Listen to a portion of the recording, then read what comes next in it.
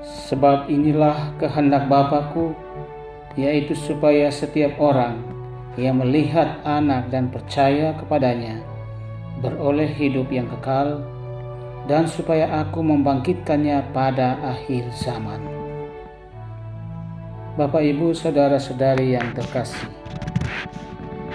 hidup kekal artinya hidup yang sudah tidak sama seperti hidup yang saat ini dihidupi dan dijalani.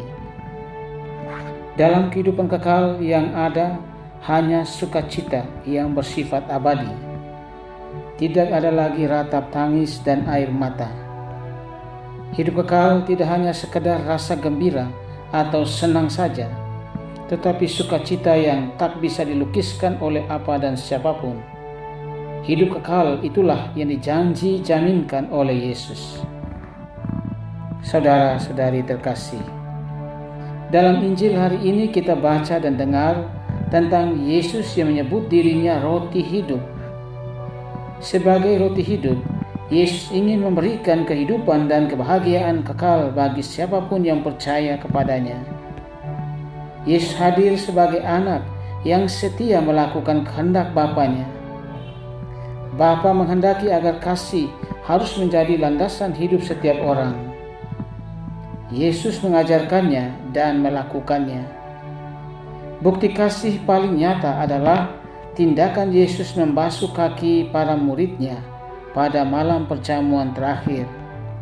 Dan akhirnya Yesus membasuh dosa semua orang dengan darahnya dari atas salib.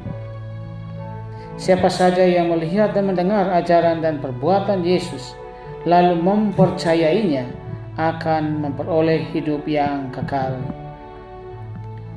Saudara-saudari terkasih, para rasul Yesus adalah orang-orang yang telah secara langsung melihat, mendengar dan mengalami seluruh peristiwa Yesus. Mereka percaya kepada Yesus dan seluruh isi ajarannya. Setelah kenaikan Yesus ke surga, dan terutama sejak mereka menerima anugerah Roh Kudus, mereka mulai mewartakan Injil kepada siapapun dengan berani.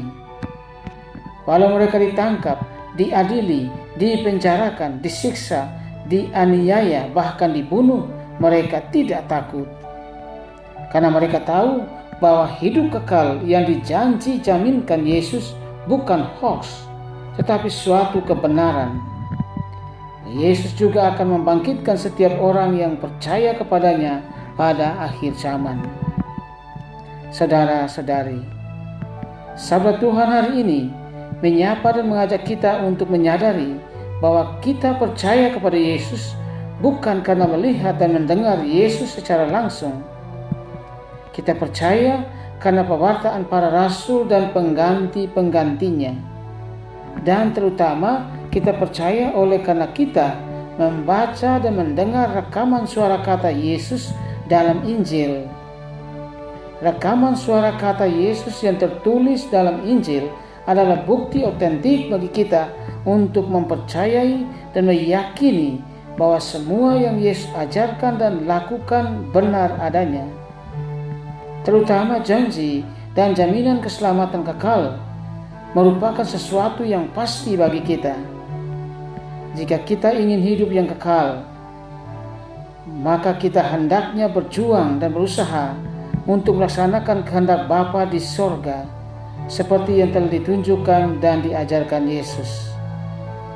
Kehendak utamanya adalah kasih, mengasihi Allah dengan segenap hati, dengan segenap jiwa, dengan segenap kekuatan, dan mengasihi sesama sebagaimana kita mengasihi diri kita sendiri.